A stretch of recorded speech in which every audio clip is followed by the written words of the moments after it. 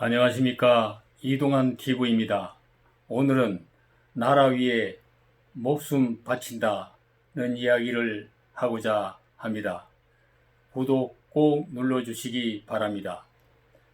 조선은 1905년 일본과 을사늑약을 맺고 1910년 한일 합방이 체결되면서 망했습니다. 조국의 패망에 대한 통분을 느끼고 자결한 사람도 있었고 해외로 나가 독립운동을 하는 사람도 있었고 일제의 앞잡이가 되어 매국 행위를 하는 사람도 있었고 현실을 도피하여 숨어서 연명하는 사람도 있었습니다. 그때 매천 황년 선비는 만국을 통분해 하면서 엄독 자살로 순국을 했습니다. 매천은 1855년 전남 광양에서 태어났고 세종 때 유명한 재상인 황희의 후손입니다. 매천의 서성 왕석보는 그가 11세 때 쓴 시를 보고 장차 큰 선비가 될 것이라고 예언을 했습니다. 매천은 29세 과거에 응시하여 장원에 뽑혔으나 몰락한 가문의 출신이라 하여 차석으로 떨어졌습니다. 이에 부패한 조정을 떠나 낙향을 했으며 그 후 관직에는 연연하지 않았습니다. 1886년 구례 간전면에 들어가 16년을 살면서 매천야록을 저술했습니다. 이 책은 1865년부터 1910년까지 나라의 주권이 일본에 넘어갈 때까지 45년간 조선의 정치, 경제 등 전 분야에 대해 비판적 시각으로 기술한 역사서입니다. 1908년 신문화를 공부해 나라 발전을 돕기 위해 의원금을 모아 구례군 광의면에 호양학교를 세우기도 했습니다. 1905년 을사늑약 이후에 민영환, 조병세, 홍만식 등이 자결을 하자 오해시를 지어 추모했습니다.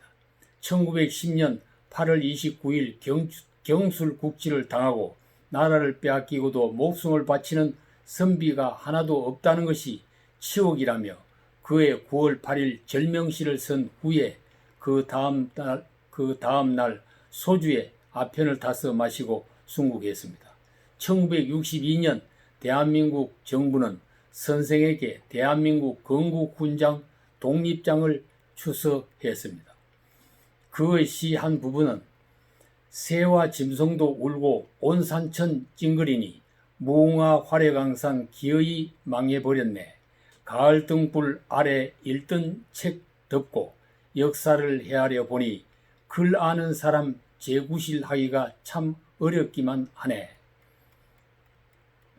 선조들이 목숨을 바치고 물려준 이 나라의 자유민주주의 주권이 무너진다면 그 국권이 붕괴되는 징조를 미리 내다보고 패망하는 그 나라와 함께 죽을 수 있는 지식인은 얼마나 있을까요?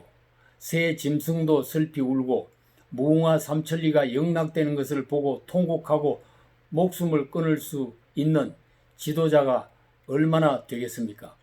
이 같은 대의를 위해 목숨을 바칠 수 있는 애국자가 있다면 지금 이 나라를 살리기 위해 멸사봉공 몸을 던질 수 있을 것입니다.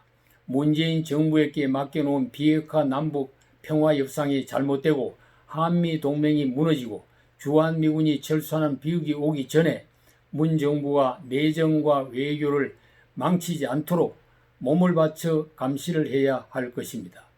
북미 관계가 악화되어 유엔 안보리에서 미국은 북한의 대륙간 탄도미사일 도발을 중지하라는 경고를 하고 북한은 우리 갈 길 결심을 내렸다고 하면서 극한 대립을 하고 있습니다. 미국은 한국에 대해 방위비 분담금 요구를 계속하고 있고 미군 철수까지 거론하고 있습니다. 일본과는 징용 보상 판결과 기소미아 문제로 대립을 하고 있는 상황입니다. 한국이 처해 있는 지정학적 숙명을 감안하면 그래도 영토 확장의 야심이 없는 미국과의 동맹관계가 국가안보와 번영을 위해 무엇보다 중요한 것입니다. 우리가 선택해야 될 방향이 분명한데 문 정부를 지지하던 좌파 진보 진영에서는 미군을 물러가라 하고 북한을 찬양하는 시위를 하고 있습니다. 김정은은 ICBM 도발 준비를 하고 있고 미군 정찰기는 한반도 상공을 비행하고 있습니다. 국민은 불안합니다. 그를 아는 지식인, 정권을 잡은 공직자부터 사익을 버리고 국익을 위해 헌신으로 나아갈 때라고 보는 것입니다.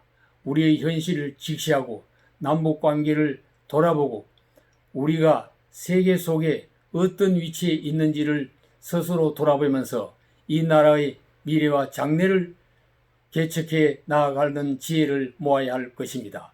감사합니다.